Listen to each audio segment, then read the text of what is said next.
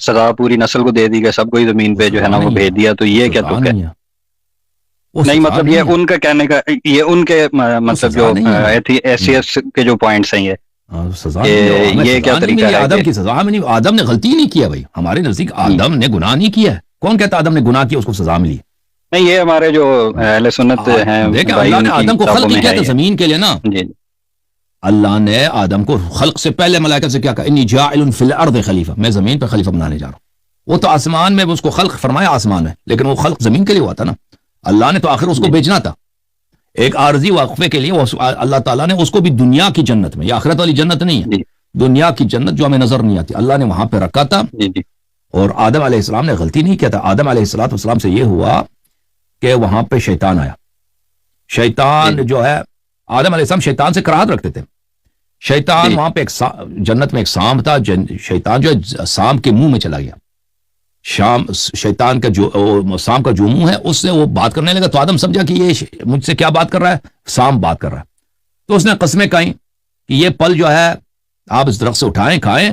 تو آپ جو ہے یہ آپ کے فائدے میں ہے، اور اللہ تعالیٰ نے منع نہیں کیا ہے، آپ ایسے ہی آپ کو غلط فہمی ہو گیا آپ کھا لیں، اور اگر آپ اس کو کھا لیں تو آپ کی عمر لمبی ہو جائے گی اور آپ ملائکہ سے ہو جائیں گے فلان فلان فلان۔ تو آدم علیہ السلام نے کہا کہ تم ایسی باتیں کیوں کرتے ہو، میرا رب جو ہے اس طرح وہ نہیں ہے کہ وہ اچھی کام سے، اگر یہ فروٹ میرے لیے یہ میں آپ کو جو بتا رہا ہوں یہ سب حدیث ہے امام حسن عسکری علیہ السلام کی تفسیر میں، کہ اللہ تعالیٰ مجھے اچھے کام سے منع کرے کہ اگر میرے لیے مفید ہے تو مجھے منع کر دے، تو مجھے ایسے بات کی کیوں رغبت دیتے ہو، اللہ نے جب منع کیا تو میں یہ نہیں کروں گا۔ تو شیطان مایوس ہو گیا آدم سے، اور وہ پھر چلا گیا حضرت حوا علیہ السلام کے پاس اور کہا دیکھو اللہ تعالیٰ نے منع کیا اس درخت سے، تم یہ سمجھتی ہو لیکن حقیقت یہ کہ اللہ نے منع نہیں کیا، اور اس کی نشانی یہ ہے کہ تم جاؤ وہاں سے پھل کھانے کی کوشش کرو، ملائکہ تمہیں منع نہیں کریں گے، اور اللہ نے شروع میں منع کیا تھا لیکن ابھی اللہ نے حلال کر دیا، یہ شیطان خود نہیں آیا، وہ سانپ کی صورت میں گیا، جانور کی صورت میں، تو وہ سمجھ لیتے کہ یہ جانور ہم سے بات کر رہے ہیں، ٹھیک ہے نا۔ تو حضرت حوا علیہ السلام نے کہا اچھا بات اس طرح ہے، بات اس طرح ہے کہ اللہ نے شروع میں حرام کیا تھا، اب چینج کیا اللہ نے، اب اس نے جائز قرار دیا، تو میں ٹیسٹ کرتی ہوں دیکھتی ہوں کہ میں ملائکہ مجھے منع کرتے ہیں یا نہیں کرتے ہیں۔ تو وہاں پہ اس درخت کے سامنے کچھ ملائکت ہے کہ اگر کوئی جانور قریب ہو جاتا ہے نا اس پھل لینے کے، وہ ملائکہ جو ہے اس کو ڈنڈے سے، ان کے پاس نیزے ہوتے تو منع کرتے تھے۔ جب حضرت حوا قریب ہو گئی تو اللہ تعالیٰ نے کہا کہ یہ جو نیزے ہیں منع کرنے کے لیے یہ دوسرے جانوروں کے لیے، یہ آدم حوا کے لیے نہیں ہے، اگر وہ کھانا چاہیں تو ان کو آپ منع نہیں کر سکتے۔ تو حوا علیہ السلام نے جب ہاتھ آگے کیا تو ملائکہ نے منع نہیں کیا، تو ان کو یہی لگا کہ یہ جو ہے یہ اللہ نے حلال کیا، اللہ نے حلال کیا، تو اس نے کھا لیا، اور پھر خوشی خوشی آدم کے پاس آئے اور کہا کہ دیکھو وہ فروٹ جو ہے اللہ نے حلال کیا ہوا ہے، وہ چینج ہوا، میں نے کھایا بھی، ملائکہ نے منع بھی نہیں کیا۔ تو آدم علیہ السلام نے کہا اچھا تو پھر یہ اللہ نے حلال کیا، جب ملائکہ نے شاید منع نہیں کیا، اللہ نے حلال کیا، تو پھر وہ بھی کھا گئے، ٹھیک ہے نا۔ تو انہوں نے اس کو اللہ کی مخالفت سمجھ کر نہیں کیا ہے، ان کو شیطان نے دھوکہ دیا، شیطان اپنی صورت میں بھی ظاہر نہیں ہوا، شیطان ایک دوسرے جانور کے شکل میں،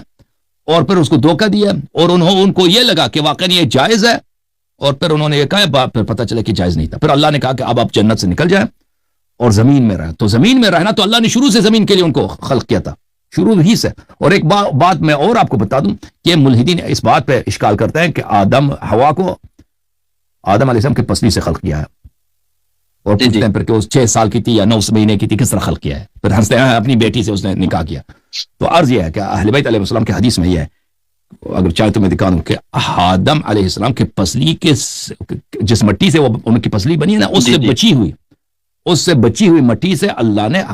ہوا کو خلق کیا، اس طرح نہیں کہ پسلی کاٹ کے، ٹھیک ہے نا، پسلی اس کے نکال کے، اس کے سینے سے نکال کے ہوا کو بنا دی، اس طرح نہیں ہے۔ آدم علیہ السلام کو جب خلق کیا تو اس کے اعضاء جو بنے، تو اس کی مٹی سے جو پسلی کی مٹی سے جو بقیہ بچا ہے اس سے حوا علیہ السلام کو خلق کیا، اور جب حوا علیہ السلام کو خلق کیا تو آدم علیہ السلام لیٹے ہوئے تھے، تو انہوں نے دیکھا اس کی پشت کی جانب سے کہ ایک خاتون آ رہی، تو انہوں نے تو خاتون کبھی زندگی میں نہیں دیکھا، تو دیکھا کہ بہت ایک خوبصورت خاتون ہے، ان کو جب خلق بھی کیا تھا تو بہت جوانی کی صورت میں خوبصورت، ان سے جب گفتگو ہوئی ہے تو ان کو بہت اچھا لگا، اور پوچھا آپ کون ہیں، اس نے کہا میں اللہ کا بندہ ہوں، میرا نام حوا ہے، اللہ نے مجھے آپ کے لیے خلق کیا۔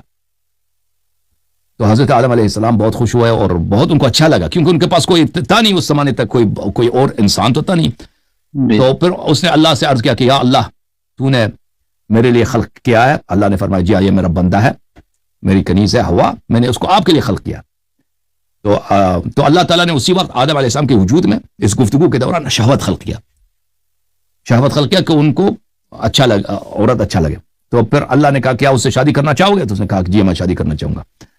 تو فرمایا کہ عرض کیا کہ یا اللہ پھر اس کا جو ہے اس کا حق مجھ پہ کیا ہوگا، اس کا جو حق ہے میری بیوی کا اور اس کا مہر جو ہے کیا ہوگا. تو اللہ نے فرمایا کہ اس کو دین کے احکام سکھاؤ. پھر اللہ تعالیٰ نے ان کو تزویج کر دی، پھر وہ اس طرح ان کی تزویج ہوئی. پھر حضرت آدم علیہ السلام کے ہاں جو بچے پیدا ہوئے، یہ جماعت عمر یہ کہتے ہیں کہ انہوں نے اپنی بہنوں سے شادی کی، اس طرح نہیں ہے. حابیل نے قابیل کو جب قتل کیا اس کے بعد جو حضرت ہبت اللہ، حضرت آدم علیہ السلام کے اولاد ہبت اللہ، اللہ تعالیٰ نے ان کے لیے حور العین بھیجا تھا، جنت سے حور العین بھیجا تھا، اور ان کے ہاں 4 بیٹے پیدا ہوئے تھے. اس نے اپنی بہن سے شادی نہیں کی، اس نے حور العین سے شادی کی.